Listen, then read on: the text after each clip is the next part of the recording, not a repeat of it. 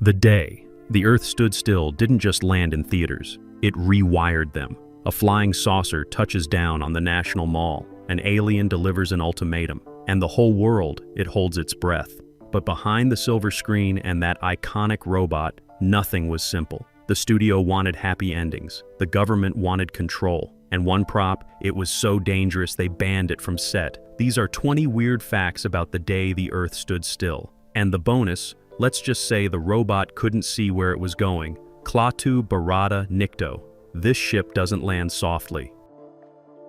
Number 1. Robert Wise wasn't the first choice to direct. He wasn't even the second. 20th Century Fox wanted a big name, someone with prestige, someone safe. They approached several A-list directors, all of whom turned it down flat. Science fiction wasn't respectable in 1951. It was kid stuff, cheap thrills, rubber monsters on cardboard sets. No serious filmmaker wanted to touch it. But Wise, he saw something else.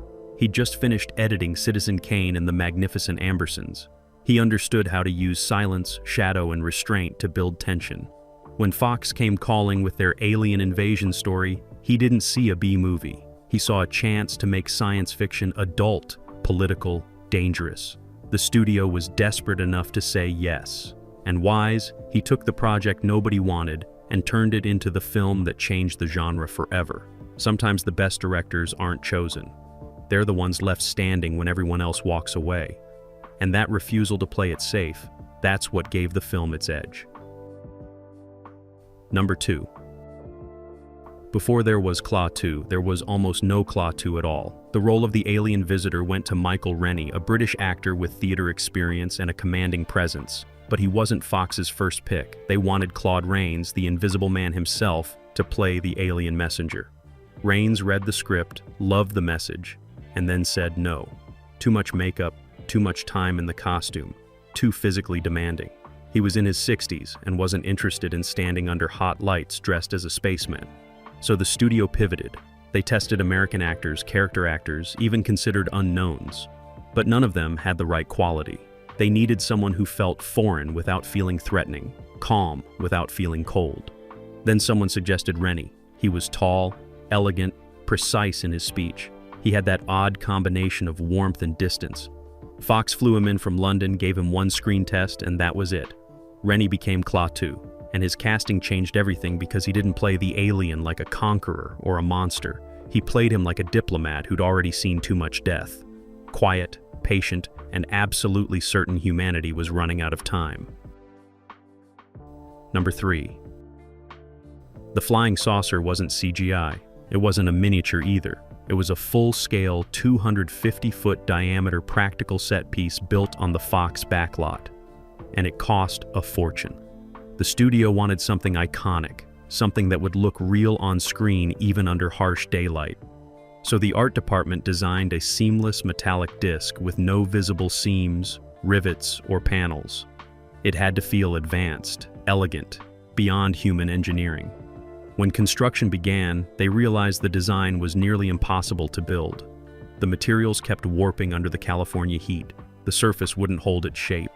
Engineers were brought in, new alloys tested, and they finally created a lightweight frame covered in reflective panels that could withstand the elements. But there was a problem nobody anticipated. Once it was finished, it was too big to move. They couldn't rotate it. They couldn't adjust it.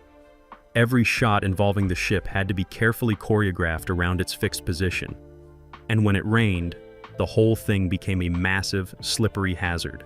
Crew members slipped off it during setup. Equipment got damaged. But Wise refused to rebuild it smaller. He wanted the saucer to feel real, imposing, undeniable. And on screen, it worked. That ship didn't look like a prop. It looked like it had traveled across the galaxy and parked on Earth like it owned the place. Number 4. Gort, the towering robot enforcer, became the film's most iconic image. But inside that silver suit was a man who could barely breathe. Lock Martin, standing 7 feet 7 inches tall, was cast specifically because of his height. The suit was built around his frame, skin-tight, seamless, and absolutely suffocating. It was made of rubber and foam latex with no ventilation, no cooling system, and no way to remove it quickly. Once Martin was sealed inside, he He was trapped. Between takes, crew members had to unzip him and hose him down with cold water just to prevent heat stroke. The helmet was even worse. It had a narrow eye slit, but the interior fogged up under the lights, leaving Martin effectively blind. He couldn't see where he was going, couldn't hear directions clearly, and could only shuffle forward in slow, careful steps. In scenes where Gort had to walk across the set, production assistants guided him with hand signals and whispers. Several times he stumbled, nearly fell, had to be caught by crew members off camera. But on film, none of that showed. Gort looked unstoppable, inhuman, terrifying. And Lock Martin, drenched in sweat and barely able to stand, gave the performance entirely through posture. He never spoke, he barely moved. But somehow, he became one of cinema's most unforgettable monsters.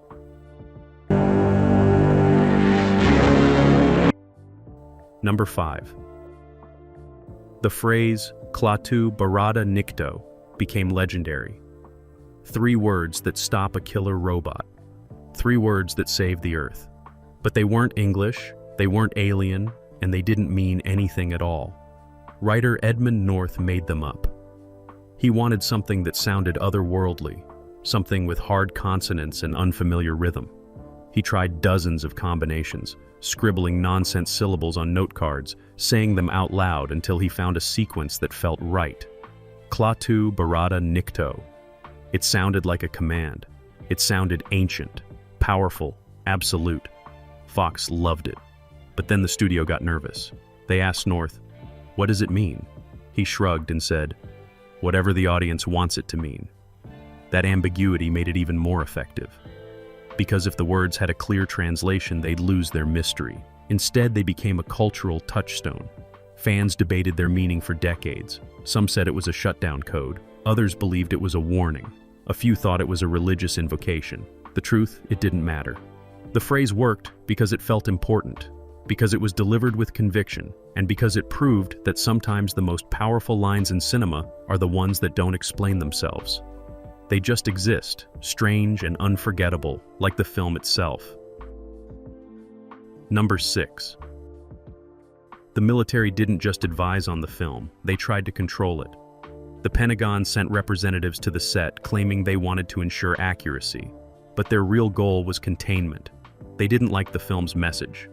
They didn't like that the alien was sympathetic, that the army was portrayed as trigger-happy, that the climax criticized nuclear escalation. Pentagon officials pushed for script changes. They wanted Klaatu to be more aggressive, the military more heroic, the ending more patriotic. Robert Wise refused. He told them the film was about peace, not propaganda, and if they didn't like it, they could leave. So they did. But not quietly. The military withdrew all cooperation, pulled their vehicles, uniforms, and advisors from the production. Suddenly, Wise had no army jeeps, no period-accurate props, no official support.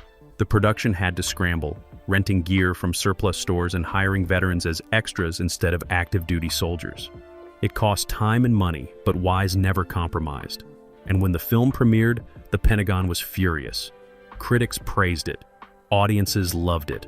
And The Day the Earth Stood Still became exactly what the military tried to stop.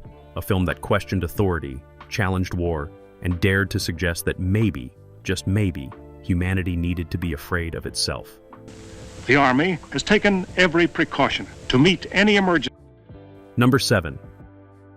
Patricia Neal almost walked away. She'd signed on to play Helen Benson, the single mother who helps Klaatu navigate human society. It was a rare leading role for a woman in science fiction, a character with agency, intelligence, and moral courage. But just days before filming began, Neal discovered the studio had reduced her part. Scenes were cut. Dialogue was trimmed. Her character's emotional arc was flattened to make room for more action. Neal was furious. She called her agent, threatened to quit, told Fox she wouldn't play a glorified prop. The studio panicked. Without her, they'd have to delay production, recast, reshoot. So they made a deal. Robert Wise personally restored several of her scenes, worked with the writers to strengthen Helen's voice, and promised her creative input on key moments. Neal stayed, and she didn't just stay, she transformed the role. She played Helen with quiet strength, never hysterical, never helpless. In a genre filled with screaming women, Neal gave a performance of calm intelligence. She questioned Klaatu, challenged him, but ultimately trusted him. And that trust, that willingness to believe in something beyond fear, became the emotional core of the film. Without Patricia Neal fighting for her character, The Day the Earth Stood Still would have been just another invasion movie. Instead, it became a story about faith, courage, and the possibility of change. But he's a robot. Without you, what could he do? There's no limit. Number 8. The iconic theremin score wasn't just innovative, it was controversial. Composer Bernard Herrmann wanted something that sounded alien, otherworldly, unsettling. He incorporated 2 theremins, instruments that create sound without being touched, played by manipulating electromagnetic fields. The result was haunting, eerie, beautiful, and unlike anything audiences had heard before. But 20th Century Fox hated it. Executives called it weird, unmarketable, too experimental. They wanted a traditional orchestral score, something safe, something familiar. Herrmann refused. He told them the film was about the unknown, and the music had to reflect that. If they wanted ordinary, they should have hired an ordinary composer. The standoff lasted weeks. Fox threatened to replace him. Herrmann threatened to remove his name from the credits. Finally, Robert Wise intervened. He screened a rough cut with Herrmann's score for a test audience. The response was overwhelming. People said the music made the film feel real, made the alien encounter feel genuinely otherworldly. Fox backed down. The score stayed. And decades later, Herrmann's theremin-driven soundtrack is considered one of the greatest film scores ever written. It influenced science fiction music for generations. It proved that sometimes the strangest creative choices become the most timeless. And it showed that fighting for your vision, even when studios push back, can change the entire language of cinema. Number 9. The hospital resurrection scene nearly got the film banned. After Klaatu is shot by a panicked soldier, he dies in Helen's arms.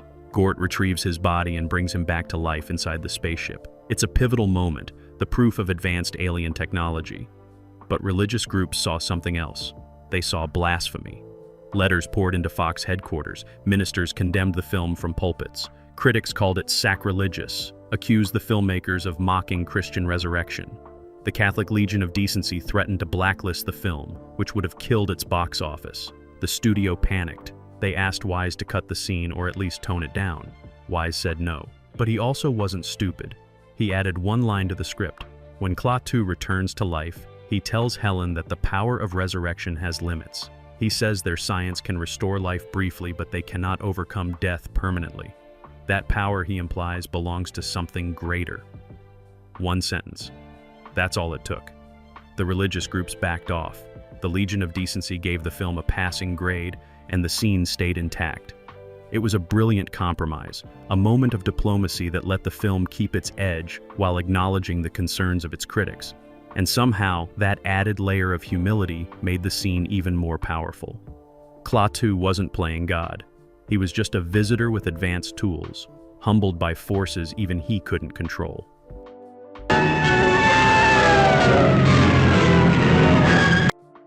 Number 10. The film's ending was rewritten 3 times. Originally, Klaatu delivered his final warning and simply left. No farewell, no hope, just a cold departure. Test audiences hated it. They said it felt empty, unsatisfying, too bleak. So the writers added a goodbye scene between Klaatu and Helen. But that version felt too sentimental, too Hollywood. It softened the message. Finally, they settled on the version we know. Klaatu delivers his ultimatum, warns humanity to join the galactic community peacefully or be destroyed, and walks back into his ship.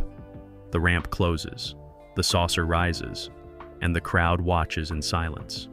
It's not hopeful. It's not hopeless. It's uncertain. And that uncertainty became the film's most enduring power. Because The Day the Earth Stood Still didn't promise humanity would survive. It just gave us a choice. And 60 years later, that choice still hangs in the air, unresolved, waiting for an answer we haven't given yet. But if you threaten to extend your violence, this Earth of yours will be reduced to a... Number 11. The White House scenes were never filmed at the White House. The Secret Service said no immediately. Too risky, too disruptive, and frankly, they didn't want a science fiction movie implying the military would shoot first and ask questions later. So the production built a replica on the Fox lot. Every column, every window, every detail meticulously recreated from photographs and architectural plans. But there was one problem: the lawn. The real White House lawn rolls gently, has specific trees, particular landscaping. The Fox lot was flat, dusty, surrounded by sound stages. So they trucked in soil, planted temporary grass, borrowed trees from a nearby park, and created an artificial version of America's most famous address. It worked on camera. But between takes, the grass died under the hot lights. Sprinklers had to run constantly. The trees started wilting. By the end of the shoot, the fake White House lawn looked more like a desert. Crew members joked they'd accidentally filmed on Mars instead of Washington. But Wise kept shooting. He used tight angles, careful framing, avoided wide shots that would reveal the struggling vegetation, and on screen nobody noticed. The White House looked real, imposing, exactly as it should. Sometimes the best movie magic is just stubborn problem solving and a cinematographer who knows which corners to cut. Number 12. Michael Rennie prepared for the role by studying religious texts. Not because Claw 2 was meant to be Christ-like, though many critics later interpreted him that way. Rennie studied prophets, messengers, figures who delivered difficult truths to hostile audiences. He read about Moses, about Buddha, about philosophers who challenged empires. He wanted to understand how someone carries a message they know will be rejected, how they maintain composure when facing violence and ignorance. On set, he rarely broke character. Between takes, he stayed quiet, kept to himself, maintained that alien distance. Some cast members found it off-putting. Patricia Neal said he was kind but distant, warm but unreachable. But that separation was intentional. Rennie believed Klaatu had seen civilizations rise and fall. He'd watched species destroy themselves. He carried the weight of that knowledge in every scene. So when he delivered his final speech, warning humanity about nuclear destruction, there was no anger in his voice, just exhaustion. Just the tired patience of someone who'd given this speech before on other worlds to other species who didn't listen. Rennie never explained his process. He just showed up every day, carried that invisible burden, and disappeared into a role that should have been impossible to make human. But somehow he did. Number 13. The robot's footsteps became a sound design legend. Gort didn't clank like a machine. He didn't whir or buzz. He moved in perfect silence, then stopped with a single, resonant, metallic thud. That sound wasn't created in post-production. It was practical. The sound team built a custom rig, a massive steel plate with hydraulic pistons underneath. When activated, it would slam down with precisely calibrated force, creating a deep, reverberating boom that felt organic and mechanical at once. Each of Gort's steps required the sound team to manually trigger the rig in perfect sync with the footage. One step, one boom. They'd watch the film frame by frame, mark exactly when Lock Martin's foot touched the ground, then fire the hydraulic plate at that exact moment. It took days to complete, and if they mistimed it even slightly, the entire illusion collapsed. But when it worked, and it almost always worked, the result was terrifying. Gort didn't walk like a robot from a 1950s movie. He walked like something ancient, something that had been walking long before humans existed. That sound design influenced every science fiction film that followed. From Star Wars to Terminator, filmmakers studied how The Day the Earth Stood Still made silence and single impacts more frightening than constant mechanical noise. Number 14. The film's opening shot was considered impossible. Robert Wise wanted to start with radar screens around the world detecting the approaching spacecraft. Different countries, different languages, different reactions, all building to a global panic. But in 1951, international filming was prohibitively expensive. The studio couldn't afford to send crews to London, Paris, Moscow, Delhi. So the art department got creative. They built miniature sets representing radar stations from different nations, complete with authentic equipment borrowed from military surplus and embassies. Then they hired actors from various ethnic backgrounds living in Los Angeles, coached them on authentic radio protocols, and filmed each segment on the Fox lot. The Russian radar operator was a Ukrainian immigrant. The British operator was a stage actor from London's West End who'd moved to Hollywood. The Indian operator was a Bollywood extra. They filmed all the international sequences in 1 week on sets that were struck and rebuilt daily to create the illusion of different locations. The gamble worked. Audiences believed they were watching a global event unfold.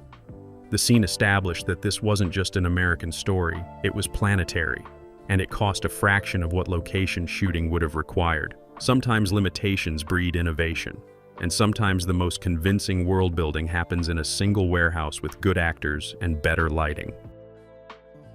Number 15. Lock Martin died just 3 years after the film's release. He was only 43 years old. His extreme height caused by acromegaly had weakened his heart. The physical demands of playing Gort, the heat, the suffocating suit, the long days under studio lights, took a toll his body couldn't recover from.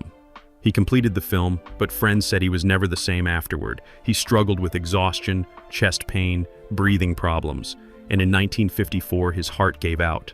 The studio said nothing. There was no tribute, no acknowledgement. Martin wasn't credited prominently in the film. Most audiences never knew his name. He was just the man inside the robot, invisible, forgotten. But every frame he appeared in, every slow, menacing step, every moment of silent threat, that was Lock Martin giving everything he had. He couldn't see, could barely breathe, and was in constant pain, but he never complained. He showed up, got sealed into that suit, and created one of cinema's most enduring images. Decades later, when film historians finally researched Gort's origins, they uncovered Martin's story. And suddenly, the robot's silence carried a different weight, because behind that silver mask was a man who suffered for his art and died too young. Gort wasn't just playing at being inhuman. In some ways, the suit made him disappear entirely. Number 16. The ending speech was written in one night. Edmund North had been struggling with Klaatu's final warning for weeks. Every version felt too preachy, too soft, too aggressive. Nothing captured the right balance between threat and hope. Then, 3 days before filming, North stayed up all night in his home office. He wrote and rewrote Klaatu's ultimatum, testing different approaches. First person, third person, formal, casual, angry, calm. He filled a wastebasket with crumpled pages, and finally, around 4 a.m., he found it. The speech that warned humanity without condemning it, that offered a choice without softening the consequences. He typed it up, drove to the studio at dawn, and handed it directly to Robert Wise. Wise read it once, nodded, and sent it to Michael Rennie without changes. That same day, Rennie performed it in one take. No rehearsal, no warm-up. He simply stood on the ramp of the spaceship and delivered 7 minutes of uninterrupted dialogue with the weight of the galaxy behind him. The crew watched in silence. When he finished, nobody moved. Wise called cut, and for a moment the set stayed frozen. Then someone started clapping, then another, then everyone, because they knew they'd just witnessed something rare. A perfect marriage of writing, performance, and timing that couldn't be improved. That speech, written in desperation at 4 a.m., became the most quoted moment in science fiction history. Number 17. The film was banned in several countries, not for violence, not for content, but for its politics. The Soviet Union refused to distribute it, claiming it was American propaganda disguised as pacifism. China banned it for suggesting extraterrestrial life might judge earthly governments. And in parts of South America, military dictatorships blocked screenings because the film's anti-war message threatened their authority. Fox tried to appeal. They argued the film wasn't political, it was universal. But the censors didn't buy it. They saw exactly what the filmmakers intended, a critique of Cold War escalation, nuclear brinkmanship, and the arrogance of nations. So, The Day the Earth Stood Still became one of the most banned films of the 1950s. Not because it was obscene, because it was honest. And decades later, those bans became a strange badge of honor. Because if the film was dangerous enough to frighten governments, powerful enough to be censored, then it had succeeded far beyond what Fox ever imagined. It wasn't just entertainment. It was a warning that made the world uncomfortable. And sometimes, that discomfort is exactly the point. Number 18. Patricia Neal kept a prop from the set, a simple music box that Klaatu gives to Bobby, Helen's son, in one scene. It was supposed to be returned to the prop department after filming, but Neil quietly pocketed it. She later said it reminded her of what the film meant, a message of peace delivered through a small, unexpected gift. Neil kept that music box for the rest of her life. It sat on her mantle, traveled with her to different homes, survived marriages, career changes, personal tragedies. And when interviewers asked about her favorite film role, she'd point to the music box and say, "That one, the one where we tried to save the world." She never sold it, never donated it to a museum. It stayed with her, a private talisman of a film that changed science fiction forever. After her death, her family found it among her possessions with a note attached. "For Bobby's children," it read, in case they forget to listen. The prop eventually made its way to a film archive, where it sits in a climate-controlled case, still playing its simple melody, a reminder that sometimes the smallest objects carry the biggest messages. And sometimes, the actors who bring stories to life never really let them go. Number 19. The film's influence reached the White House, just not the way anyone expected. In 1982, President Reagan was briefed on Strategic Defense Initiative proposals. During the meeting, he reportedly referenced "the day the Earth stood still," suggesting that if Earth faced an alien threat, nations would unite instantly. His advisors thought he was joking. He wasn't. Reagan had seen the film during its original release and never forgot its central premise, that external threats could dissolve human conflicts. Whether that logic influenced policy decisions remains debated, but the fact that a sitting president cited a 1951 science fiction film during nuclear weapons discussions proves the movie's reach extended far beyond theaters. It entered political consciousness, became part of Cold War vocabulary, shaped how leaders imagined global cooperation. Robert Wise never knew about Reagan's reference. He died in 2005, still believing his film was just a well-crafted thriller with a message. He never imagined it would be discussed in the Oval Office, referenced in defense briefings, used to justify weapons systems. Whether that's ironic or fitting depends on your perspective, but it proves that stories don't belong to their creators. Once released, they take on lives of their own, influencing debates and decisions in ways no one could predict. Number 20. The Day. The Earth Stood Still had no sequel, no remake for 57 years, no extended universe. Just one perfect film that said everything it needed to say and stopped. That restraint was intentional. Fox approached Robert Wise multiple times over the decades, offering massive budgets for a follow-up. He refused every time. He said the story was complete. Klaatu delivered his message. Humanity received its warning. What happened next wasn't his story to tell. It was ours, and we're still writing that answer. In 2008, Fox finally made a remake with Keanu Reeves. It was glossier, louder, more expensive, and forgettable. Critics and audiences agreed it missed something essential, that intangible quality that made the original timeless.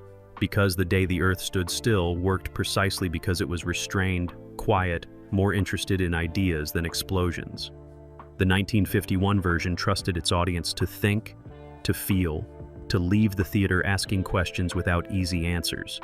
And that trust, that respect for intelligence over spectacle, is what keeps people returning to it 70 years later. Not because it has better effects or bigger stars, because it believed cinema could challenge, provoke, and change minds. One film, one warning, one choice. Still waiting for humanity's answer. Bonus fact. Lock Martin's Gort suit wasn't just uncomfortable, it was dangerous. The silver paint used to create the robot's metallic sheen contained high levels of aluminum powder mixed with industrial lacquer. Under hot studio lights, the paint would heat up, sometimes reaching temperatures above 120 degrees Fahrenheit against Martin's skin. Between takes, makeup artists would spray him down with cold water, but the paint would crack and peel, requiring constant touch-ups. Even worse, the aluminum dust would become airborne when the suit moved, and Martin would breathe it in through the suit's limited ventilation holes. He developed respiratory problems during filming that persisted for the rest of his life. The production didn't know, or maybe didn't care, that they were slowly poisoning their monster. Decades later, when film preservationists examined the original Gort suit at a Fox archive, they found it was considered hazardous material. The paint contained substances now banned by OSHA. The suit couldn't be displayed without special containment, and suddenly Gort's menace took on a darker meaning. He wasn't just a movie monster, he was a practical reminder that sometimes the price of creating movie magic is paid in human suffering. Lock Martin gave everything to that role, more than anyone realized, more than he should have been asked to give.